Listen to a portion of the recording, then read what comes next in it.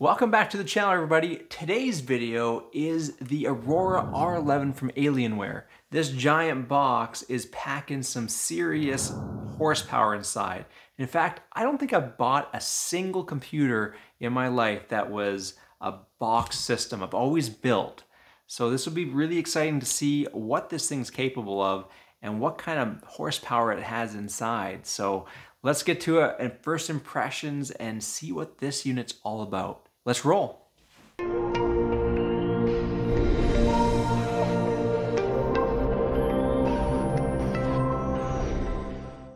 All right. I think we're gonna need a bigger studio. This box is ginormous. Give us a little bit more room. I feel like Christmas has come early. So first things first, we got this giant box of emptiness. Some extra packing. We have one power cable inside. Of course, some warranty, regulatory information, and basically how to turn it on. So not needed. All right, and then we have the unit here.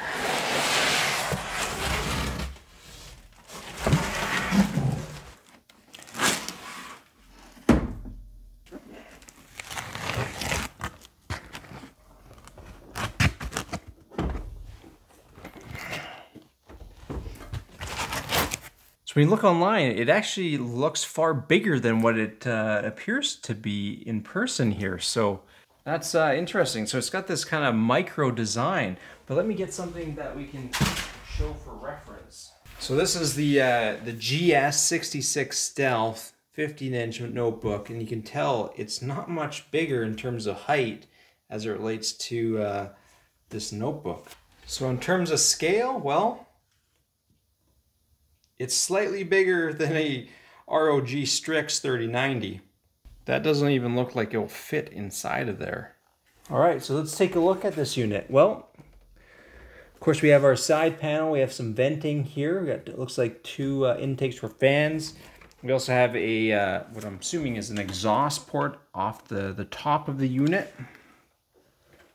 Of course, we got this signature Alienware, looks like a jet engine intake, which is pretty cool looking. And then of course on the back side, you know, kind of your traditional look. All right, so let's unsheath this unit.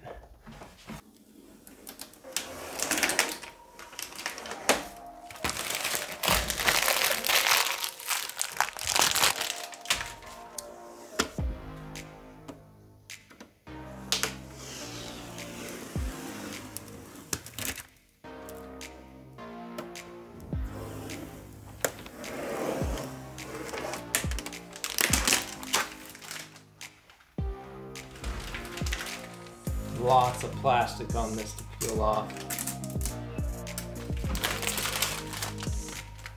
So the front of this is a glossy plastic. I hope you're not putting your fingers on it because that's going to be a fingerprint and dust magnet. It is all black.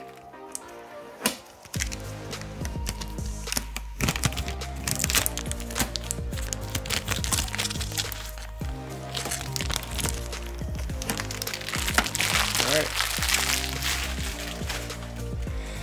I think we've got this thing unsheathed.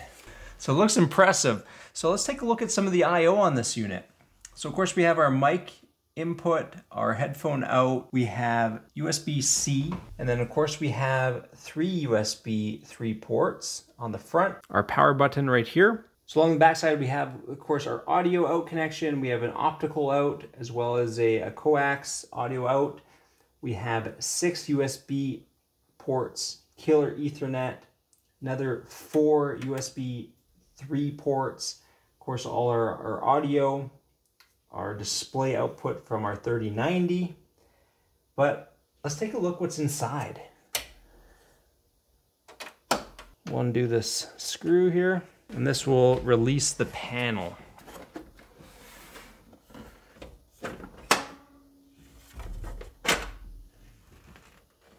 All right, so it is packed in here, as you can see. So in order to get into the components behind the power supply, there's two locking mechanisms, one here and one here. And then this whole thing just slides right out, revealing all the components inside. What's really cool about this unit is it's actually water cooled on the CPU itself. And so that should give us some good overclocking headroom. That would be the hope. It is only one fan though. It's just one giant one at the top there, if you can take a look under there. This does feature 64 gigs of memory packed into that unit, along with, of course, our 3090. So let's take a peek at this.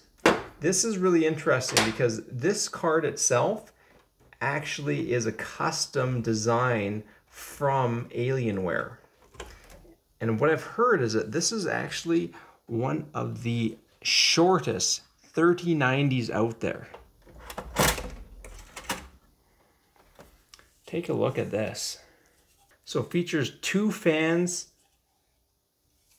a back plate off the back, and guess what? This is even has pass through here. So the card, the PCB itself, it actually is only, I would say like 12 inches, maybe not even. I think it's like 10.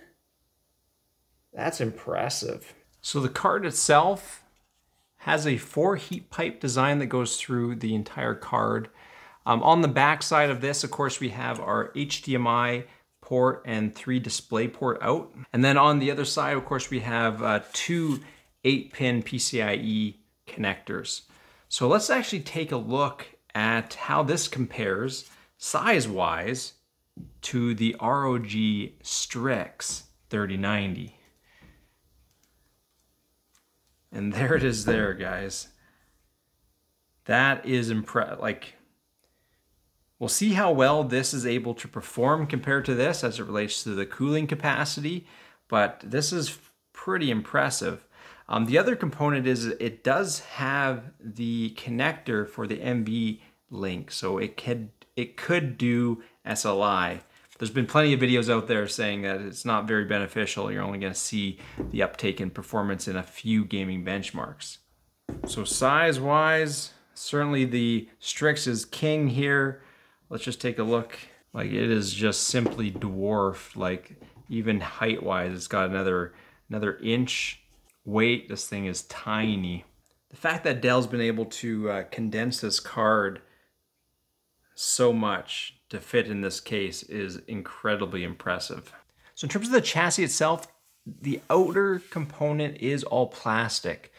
Of course, we have kind of the black and the white, and you would think it'd be very similar to the M15 or the M17R3 with the magnesium coating, but it actually is just the plastic. It still looks really good, really sharp overall. So in terms of specs on this unit, this thing features a 10900KF, and with the liquid cooling that this unit has, it's supposed to boost up to 5.3 gigahertz with its thermal velocity boost.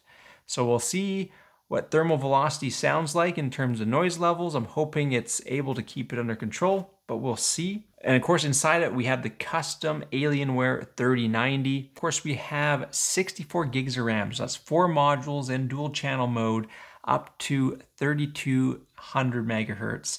And that's the HyperX modules inside. 1000 watt power supply. It does have a 2 terabyte NVMe inside, along with a 2 terabyte spinning drive and a plethora of ports throughout the whole unit. All right, well, that wraps up the overview and first impressions on this Aurora R11 from Alienware. I'm really looking forward to being able to put this unit through its paces. So you're definitely gonna wanna hit that subscribe button because you're not gonna wanna miss it. And if there's anything that you want me to cover specifically, let me know by putting a comment down below. That wraps us up. So until next time, bye for now.